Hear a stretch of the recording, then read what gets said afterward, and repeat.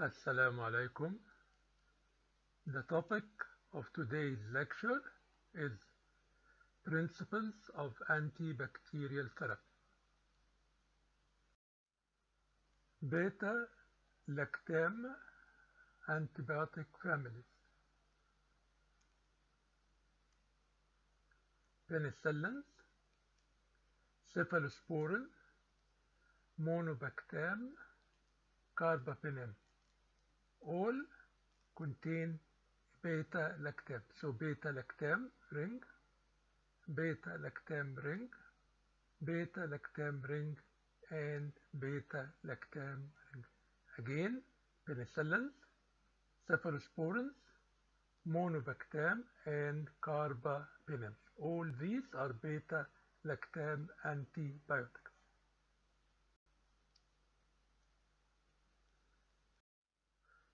This slide shows the mechanism of action of beta-lactam antibiotics. Inhibit bacterial growth by interfering with the transpeptidation reaction of bacterial cell wall synthesis. So, they are inhibitors of bacterial cell wall synthesis. Penicillin binding protein, penicillin binding protein or transpeptidase is an enzyme, membrane protein that cross-link peptidoglycan, removes the terminal D-alanine in the process of forming a cross-link with a nearby peptide. So here and there, transpeptidation, and then here is a link. Penicillins, cephalosporins will inhibit transpeptidation.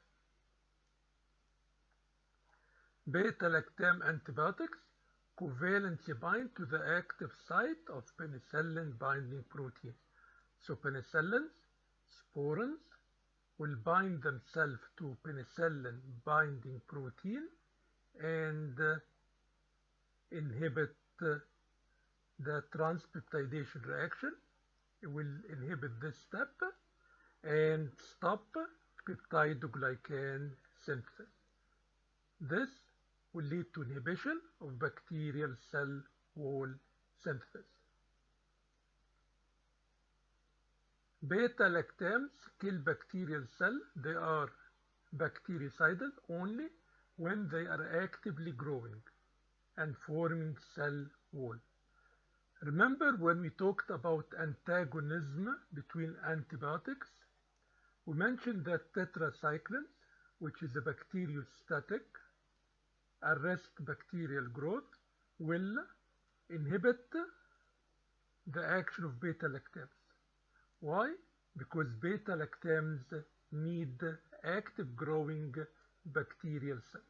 So, to summarize, penicillin, cephalosporins, other beta-lactam will covalently bind to the active site of penicillin binding protein, will inhibit this step or inhibit transpeptidation reaction, stop peptidoglycan synthesis, and inhibit bacterial cell wall synthesis. They all are bactericidal antibiotics.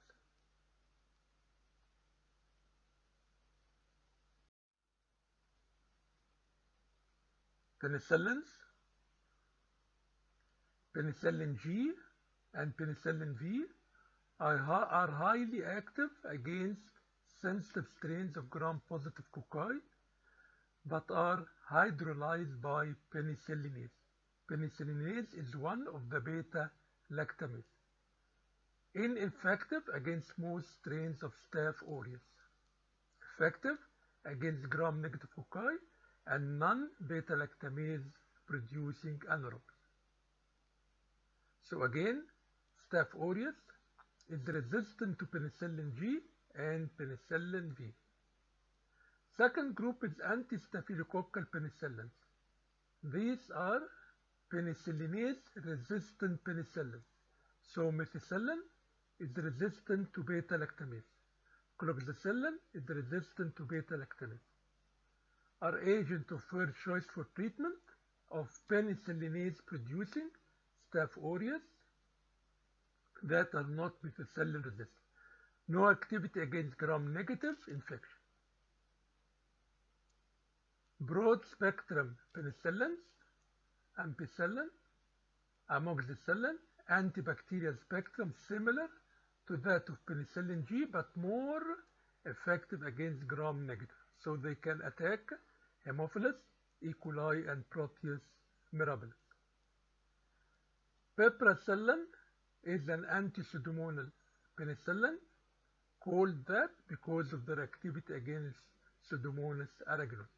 So again, penicillin G and penicillin V, anti-staphylococcal penicillins, broad spectrum, and anti-pseudomonal penicillins.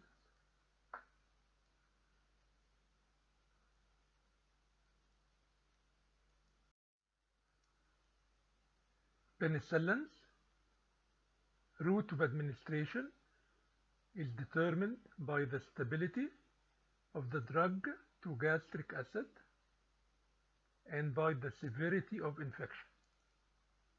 Penicillin G is inactivated by gastric acid and absorption from GIT is low.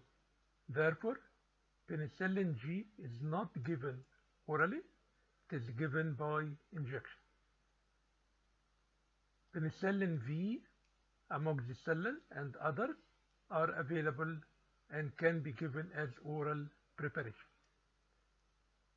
Procaine penicillin G and benzazine penicillin G are given IM intramuscularly and serve as depot form, prolonged drug level. Distribution of penicillins, all can cross the placental barrier. Penetration into the eye, prostate, and CNS is poor. Inflamed meninges in bacterial meningitis increased permeability to penicillin, permitting rapid penetration of the drug into the CNS.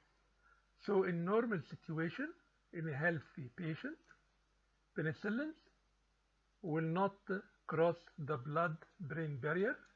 However, in inflamed meninges, there is increased permeability to penicillin, and penicillin can be given to treat bacterial meningitis.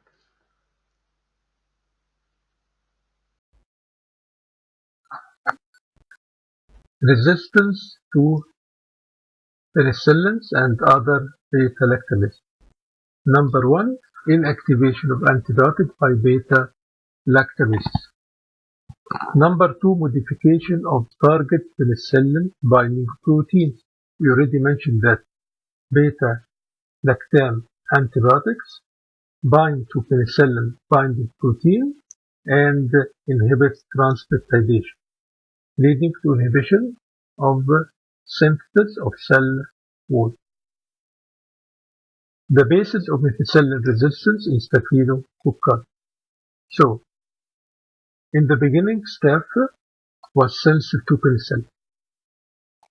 However, with time, Staph aureus became resistant to penicillin, and pharmacologists developed methicillin or anti-staphylococcal antibiotics. These were antibiotics that were resistant to penicillinase enzyme. However, again, staph became resistant to methicillin.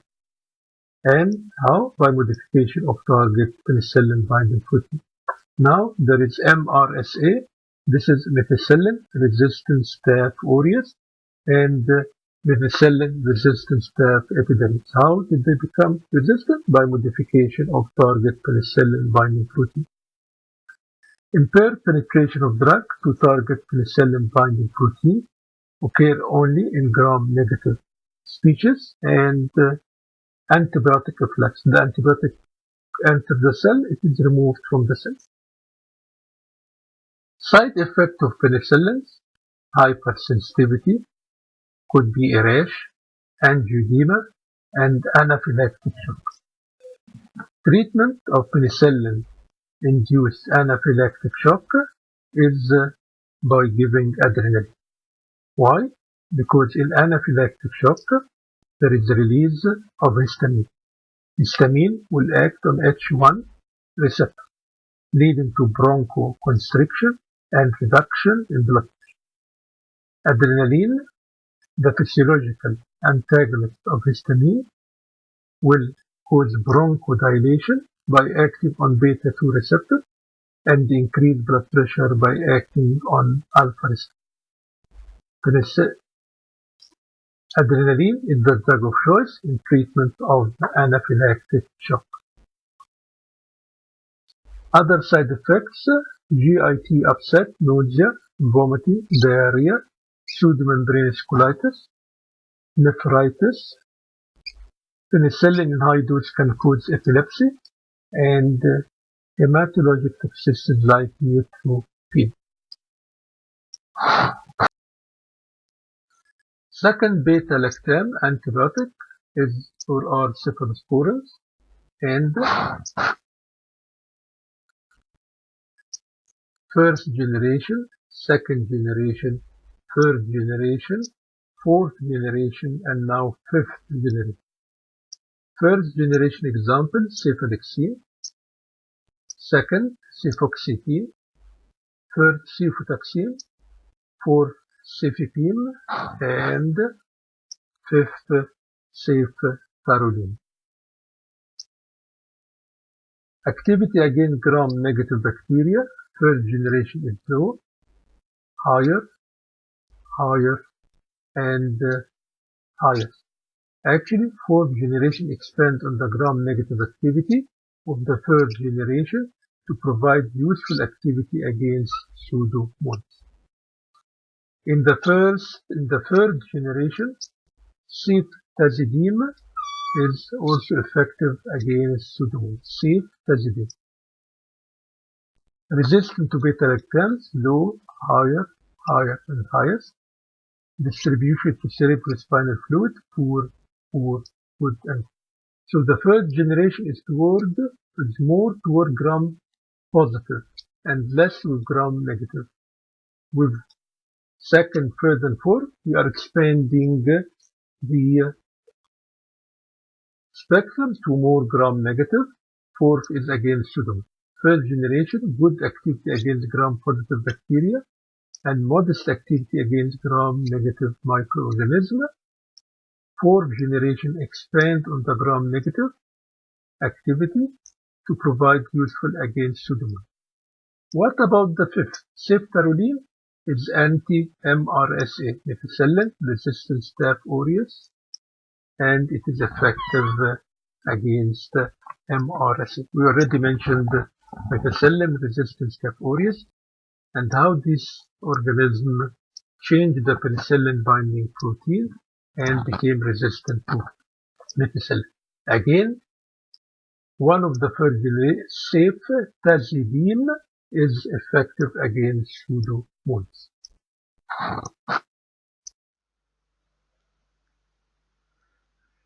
Cephalosporins, side effects: allergy, thrombophlebitis after IV injection, hypoprothrombonemia and bleeding disorders, in addition renal toxicity. So these are some of the side effects of cephalosporins.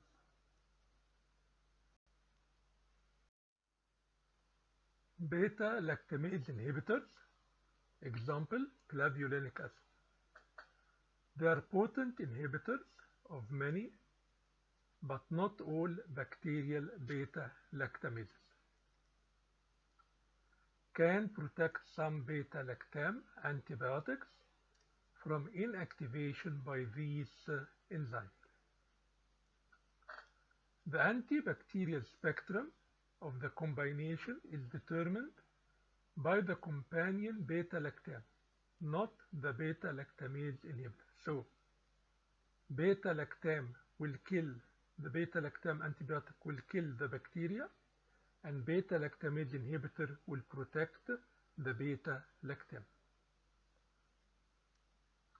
Indications for penicillin beta-lactamase inhibitor combinations.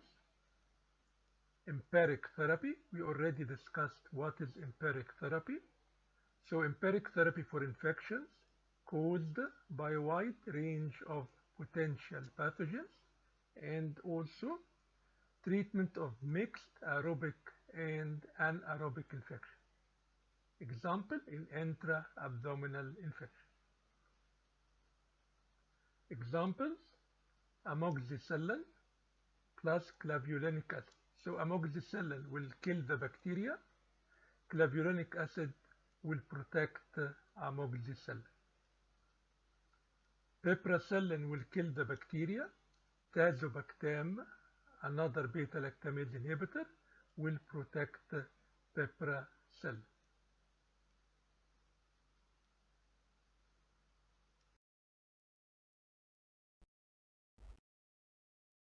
Monobactams, example is Astrionam, spectrum of activity limited to aerobic gram-negative rods, including Pseudomonas. So, narrow spectrum, have poor affinity for penicillin binding proteins of gram-positive organisms, and strict anaerobes, and thus demonstrates little activity against them. So most active against aerobic gram-negative bacteria. Stable to many beta-lactamases with notable exceptions. So Astrionam, narrow spectrum, gram-negative. It penetrates well in the cerebrospinal fluid. Carbapenems.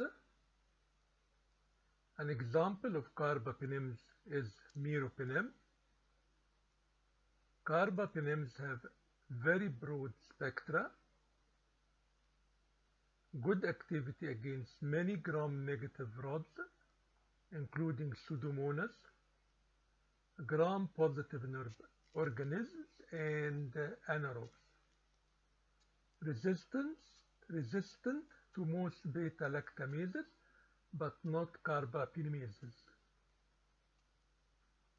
Has a role in empiric therapy. We already discussed what is empiric therapy, and here this role is due to its very broad spectra covering gram-negative, gram-positive, and anaerobes.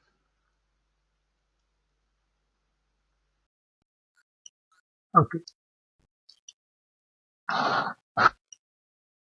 Let's go to another antibiotic or another group of antibiotics, glycopeptide antibiotics, and our example is vancomycin.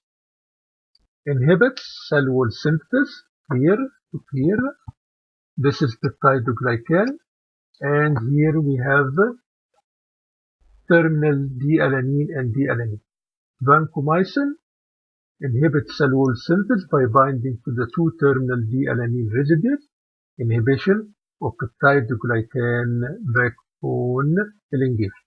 So again, it is inhibitor of bacterial cell wall synthesis, but the mechanism is slightly different from beta-lactam.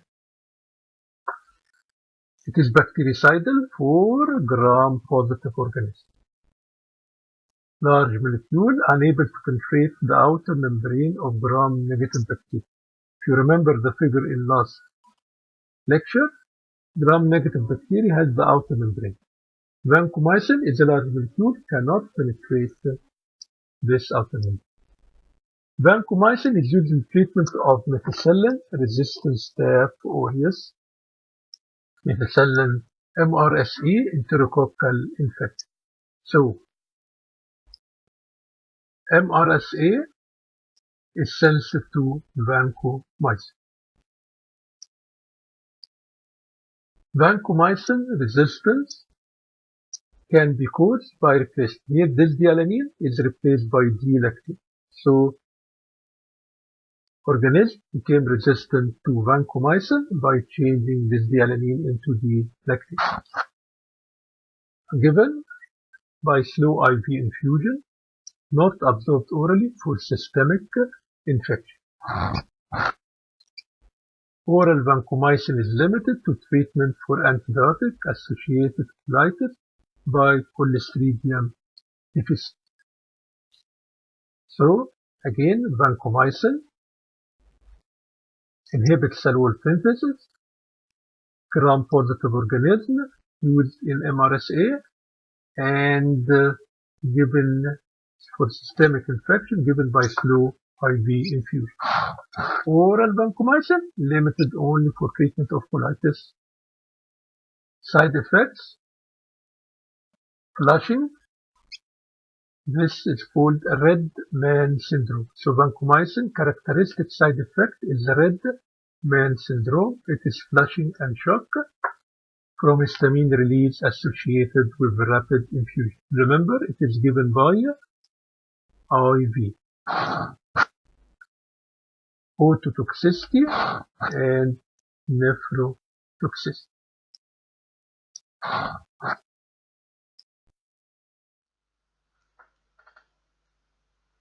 Daptomycin spectrum of activity is limited to gram-positive organisms. This includes MRSA and vancomycin-resistant enterococci, VRE. The mechanism of action of daptomycin: it binds to bacterial membranes. This will cause depolarization, loss of membrane potential, and cell death. It has concentration-dependent bactericidal activity. Side effects: elevation of creatine phosphokinase (CPK) levels and myopathy.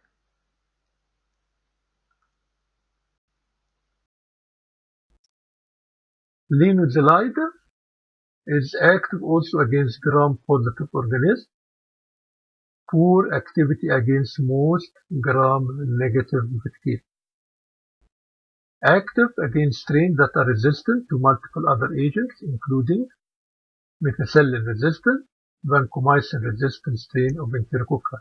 So again, linezolid can be given to vancomycin-resistant organisms. And it is only for gram-positive organisms. It should be reserved for treatment of infection caused by multi-drug resistant gram-positive bacteria. We shouldn't use it commonly. Why?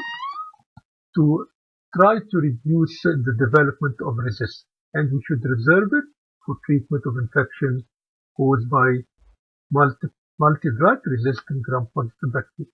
Mechanism of action: it inhibits protein synthesis. So it is an inhibitor of bacterial protein synthesis, where the site of action binding to a site of the 50S ribosome. So inhibitor protein synthesis bind to the 50 ribosomal subunit and prevent formation of the larger ribosomal FMAT tRNA complex. Here, this is the complex. Linezolid will prevent the formation of this complex. This complex initiates protein synthesis. It has unique binding site located on 23S ribosomal RNA of the 50S.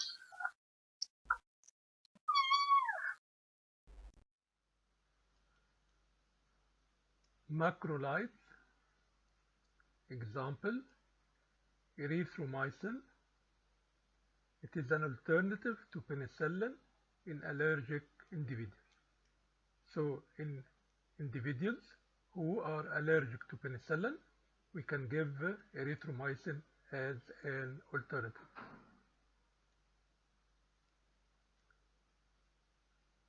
Bind irreversibly to a site on the 50S subunit of the bacterial ribosome and inhibits the translocation step. What is the translocation step?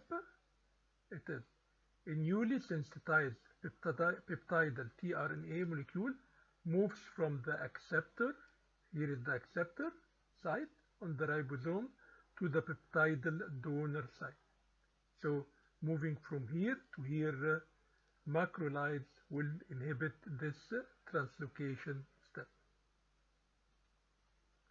It is bacteriostatic, effective against many of the same organisms as penicillin G. Side effects include GIT disturbance, cholestatic jaundice, and ototoxicity.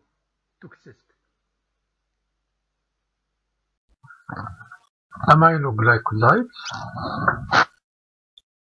example gentamicin, they are bactericidal, concentration dependent, and have a post-antibiotic effect. So, once daily dosing can be employed. Aminoglycosides are inhibitors of protein synthesis, and they are mostly used against aerobic gram-negative bacteria, including Pseudomonas.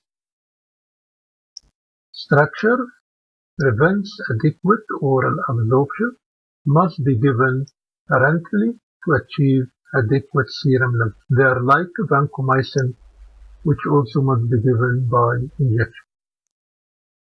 They are often used in combination with a beta-lactam antibiotic. 1. To extend coverage to include potential gram-positive pathogens. So a combination of beta-lactam antibiotic and an aminoglycoside will cover gram-positive and gram-negative bacteria. In addition, take advantage of the synergism between these two classes of drugs. Remember, last lecture we mentioned that beta-lactam antibiotics, they are inhibitors of bacterial cell wall, so it will be easier for aminoglycosides to enter into the bacterial cell. And that's why there is synergism between these two classes of drugs. Streptomycin is another aminoglycoside. It's used as a second-line agent for treatment of tuberculosis.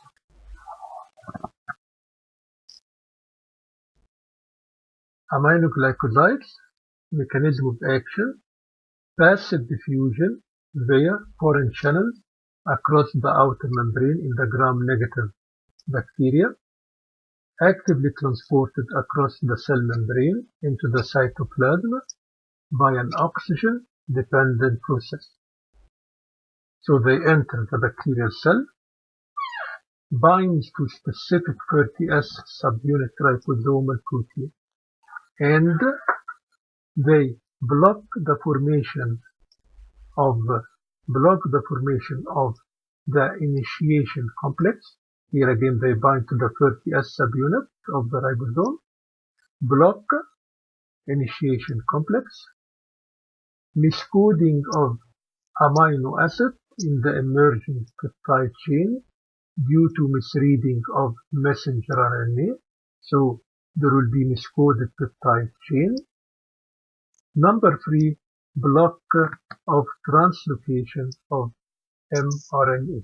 So again, inhibitor of bacterial protein synthesis attached to 30S and block initiation complex, miscoded peptide chain due to misreading of mRNA, and block translocation. Side effect: ototoxicity, deafness and vertigo and loss of balance, nephrotoxicity, and neuromuscular paralysis. Why? Decrease in the release of acetylcholine. If you remember the autonomic lectures, acetylcholine is released in the neuromuscular junction. Acetylcholine will act on nicotinic receptor, entrance of sodium and action potential. Aminoglycoside decrease in release of acetylcholine.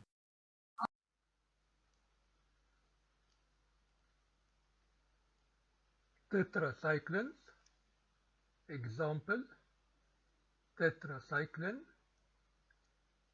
Tetracyclines are a broad-spectrum bacteriostatic antibiotics that inhibit protein synthesis.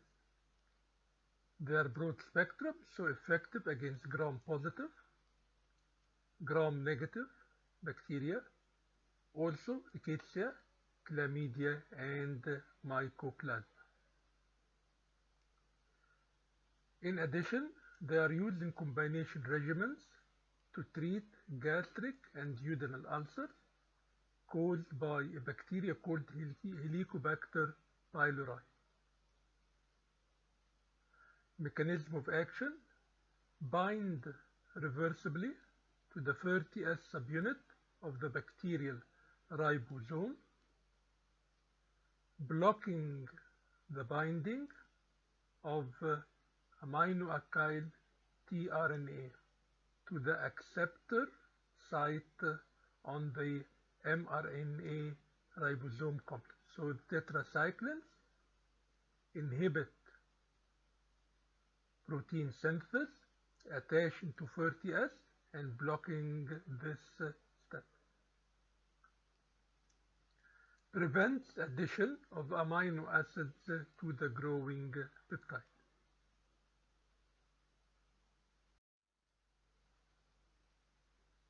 Side effects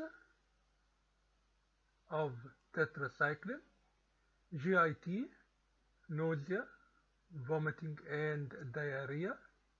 A characteristic side effect of tetracycline is discoloration of teeth in growing children. Another side effect is phototoxicity. Phototoxicity is sunburn occurs when a patient receiving a tetracycline is exposed to sun. In addition, nephrotoxicity and superinfections. So there is overgrowth with Candida or resistant Staphylococci. So these are some of the side effects of tetracycline.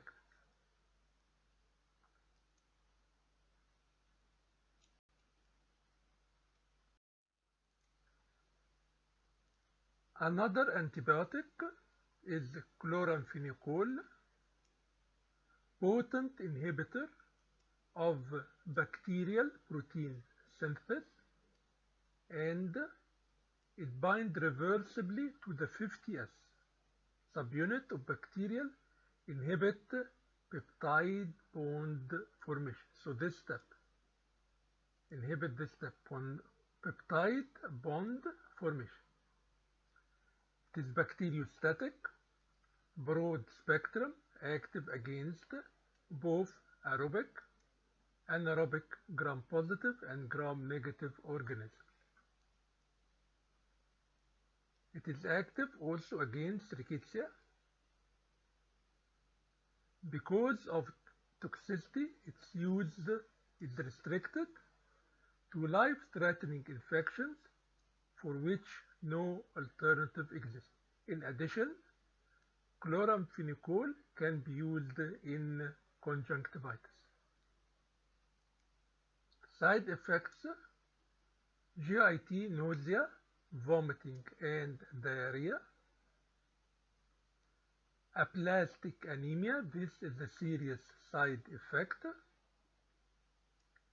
Gray baby syndrome in neonates, so newborn infants, lack an effective glucuronic acid conjugation mechanism. If you remember, drugs are metabolized either by phase 1 or phase 2 reaction. Phase 2 includes include conjugation. Here, newborn infants lack effective glucuronic acid conjugation mechanism for the degradation and detoxification of chloramphenicol. Chloramphenicol will accumulate and the clinical picture is gray baby syndrome. Inhibits hepatic microsomal enzymes. So there will be drug-drug interaction. It can inhibit the metabolism of other drugs. Again, chloramphenicol, broad spectrum, inhibit bacterial protein synthesis at the 50S, inhibit peptide bond formation, and serious side effect is aplastic anemia. Antimicrobials acting on nucleic acids.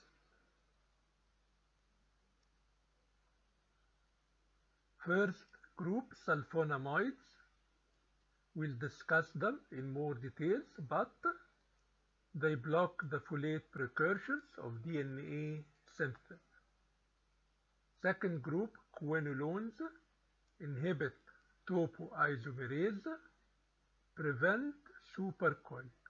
Supercoiling is required for the DNA to fit inside the bacterial cell.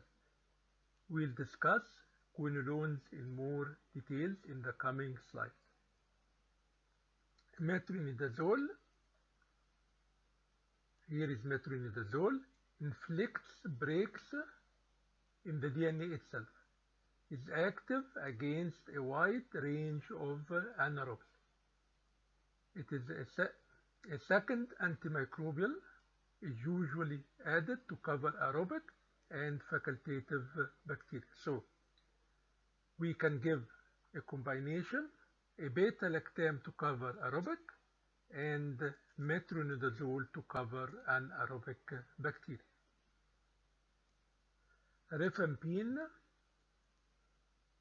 inhibit the synthesis of RNA from DNA by inhibiting DNA-dependent RNA polymerase enzyme.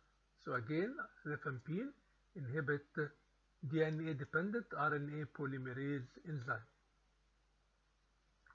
Active against most gram-positive bacteria and selected gram-negative organisms. It is used in the treatment of tuberculosis.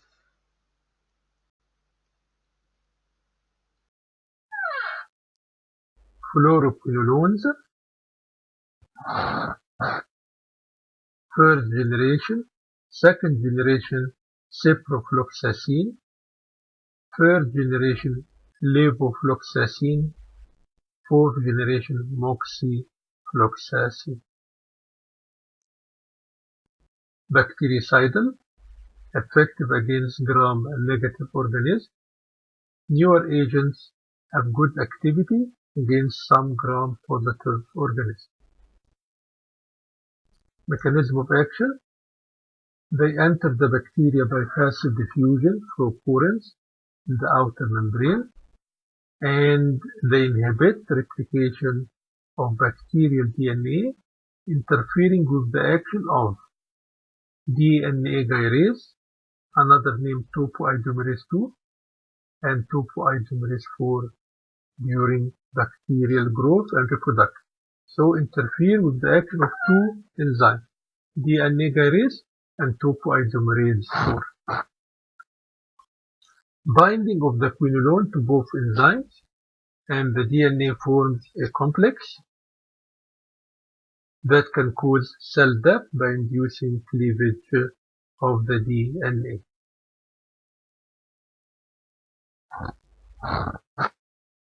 Resistance, change in the target, decreased affinity of fluoroquinolones, mutations in both DNA gyrase and topoisomerase 4. As we mentioned, the target is DNA and topoisomerase 4. Bacteria become resistant by mutation in both and changes in both DNA gyrase and topoisomerase 4, leading to decreased affinity for fluoroquinolone. Decreased accumulation. How? By decreased number of purine proteins in the outer membranes, impairing access of the drug, to prevent entrance of the drug to the target, and active transport of the drug out of body. So prevention of entrance and increase efflux. This is an energy-dependent efflux system in the cell membrane.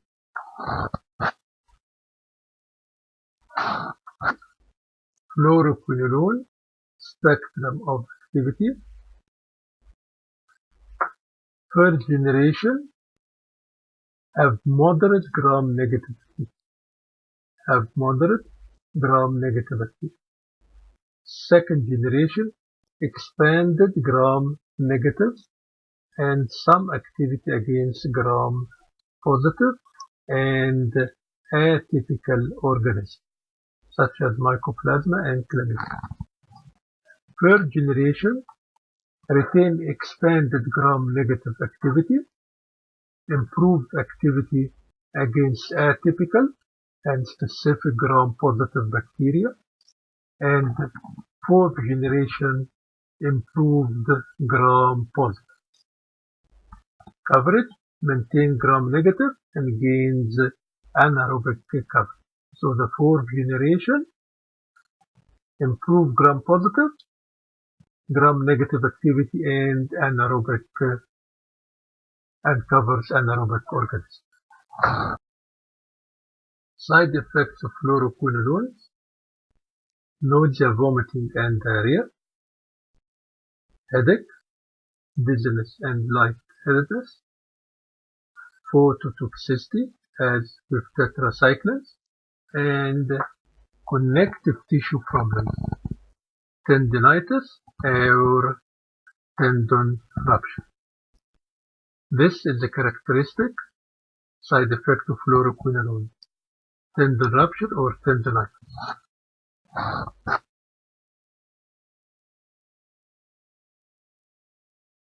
Sulfonamides, example sulfadiazine. Sulfonamides are synthetic analogs of para-aminobenzoic acid. Humans are not affected. Bacteria that can obtain folates from the environment are naturally resistant to these drugs. Sulfonamides, mechanism of action: para-aminobenzoic acid converted into dihydrofolic acid by the enzyme dihydroterweight synthase. Dihydrofolic acid is converted into tetrahydrofolic acid by dihydrofolate reductase. Tetrahydrofolic acid is important for DNA formation. Sulfonamides compete with PABA for dihydroterweight synthase. Trimethoprim inhibit dihydrofolate reductase. The combination is one example of the synergism. Antibacterial spectrum of sulfonamides. They inhibit both gram-positive and gram-negative bacteria, nocardia, chlamydia, and some protozoa. Side effects of sulfonamides: crystalloid. Sulfonamide can precipitate in urine, especially at neutral or acid pH. Hypersensitivity or allergy. Hemolytic anemia in glucose 6-phosphate dehydrogenase deficiency patients. Kernicterus occur in newborn. Sulfonamide can displace bilirubin from binding site on serum albumin. Usually, bilirubin in the blood is bound to serum albumin. Sulfonamide can displace bilirubin from binding on serum albumin, leading to increased free bilirubin. Free bilirubin will go and harm the brain or harm the CNS in newborn. So bilirubin passes into the CNS because blood-brain barrier is not fully developed. Trimethoprim selectively inhibits bacterial dihydrofolic acid reductase, convert dihydrofolic acid to tetrahydrofolic acid, a step leading to the formation of purine and DNA. We already showed you the figure. It's a much less efficient inhibitor of mammalian dihydrofolic acid reductase. So, it is more selective toward bacterial than mammalian. Cotrimoxazole is the combination of trimethoprim with sulfamethoxazole. Sulfamethoxazole inhibiting one step, trimethoprim inhibiting a second step. The result, greater antimicrobial activity than equivalent quantities of either drug used alone. Combination was selected because of their synergistic activity and similarity in the half-life of the two drugs, I mean trimethoprim and sulfamethoxazole. Inhibition of two sequential steps in the synthesis of tetrahydrofolic acid. Combination is bactericidal compared with the bacteriostatic activity of sulfonamide alone. Broader spectrum of antibacterial action than the sulfonamide drugs, effective in treating urinary tract infection and respiratory tract infection. Resistance is less frequency than resistant to either of the drugs alone because it would require that the bacterium have simultaneous resistance to both drugs. So, cotrimoxazole is a combination. It is bactericidal, broader spectrum of antibacterial, and resistance is less frequent.